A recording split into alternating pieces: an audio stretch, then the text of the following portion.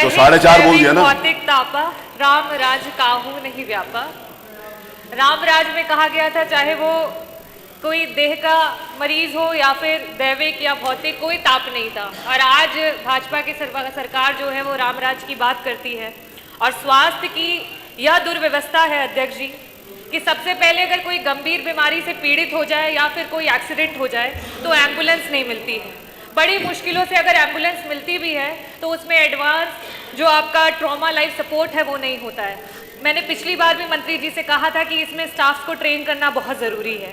साथ ही साथ बड़ी मुश्किलों से अगर हम इमरजेंसी पहुंचते भी हैं तो वहाँ ना तो व्हीलचेयर होती है ना तो स्ट्रेचर होता है। इमरजेंसी में आपके मरीजों के अनुपात पे डॉक्टर्स की उपलब्धता नहीं होती है, भर्ती करने के लिए बेड नहीं होता है, वेंटिलेटर नहीं होता है, दवाइयाँ मंत्री जी कह रहे थे कि हर तरीके की मेडिसिन उपलब्ध हैं। मंत्री जी आपको बताना चाहूँगी जो एडवांस अभी मेडिसिन आ गई हैं, जो 3rd जनरेशन, 4th जनरेशन और 5th जनरेशन की एंटीबायोटिक्स हैं जो कि सीवियर कंडीशंस में वही सिर्फ काम कर रही हैं। आज जिस तरीके से रेजिस्टेंस बढ़ता चला जा रहा है वो मेडिसिन अवेलेबल नहीं है और जिस वजह से एक गरीब मरीज को बाहर जा करके महंगी महंगी दवाइयाँ खरीदनी पड़ रही हैं। साथ ही साथ डायग्नोस्टिक की आप बात कर रहे थे कि पीपीपी मॉडल पे आज ये स्थिति है कि किसी भी अस्पताल में जो बेसिक आपके डायग्नोसिस के चीज़ें हैं वो उपलब्ध नहीं है और मरीजों को बाहर जाना पड़ रहा है। अध्यक्ष जी समय बहुत कम है तो मैं अपनी बातों को थोड़ा जल्दी कहूँगी। सबसे प्रथम जी 1 मिनट आपको दें। बोलिए 25 करोड़ की आबादी में अगर हमें स्वास्थ्य व्यवस्था को ठीक करना है तो हम ये तो मानते हैं कि सबसे पहले कि स्वास्थ्य को ठीक करने के लिए प्रिवेंट करना पड़ेगा कि बीमारी ना हो।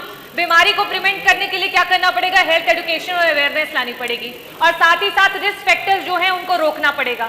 आज जो हमारे ज़मीनी लोग हैं, चाहे वो हेल्थ केयर वर्कर्स हो, आंगनवाड़ी हो, आशा वर्कर्स हो, एएनएम की हो, ना तो उनका मानदेय बढ़ रहा है और ना ही उनका समय समय पे प्रशिक्षण हो रहा है कि जिसकी वजह से जनता में जागरूकता फैले। अगर हम और इसी की वजह से चाहे वो कम्युनिकेबल डिजीजेज हो चाहे नॉन कम्युनिकेबल डिजीजेज हो उनका डेटा बढ़ता चला जा रहा है। कागजी मंत्री जी ने जो भी कह दिया हो लेकिन पूरा सदन इस बात पे मंजूरी देगा कि पिछले 1 वर्ष में डेंगू से कितनी जाने गई है। हर किसी का दिल दहलाती है कि कितने लोग हमारे बीच से चले गए डेंगू की वजह से।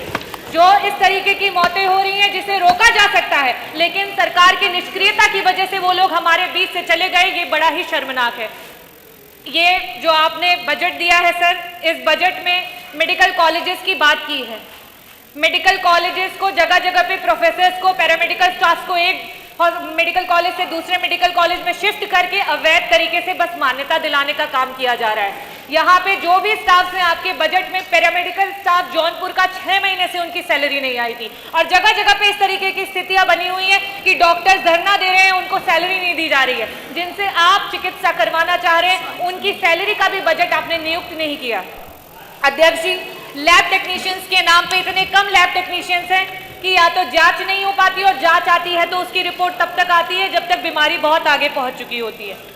मैं आयुष्मान भारत के बारे में बोलना चाहूँगी कि बार बार सरकार इस स्कीम का हवाला देती है।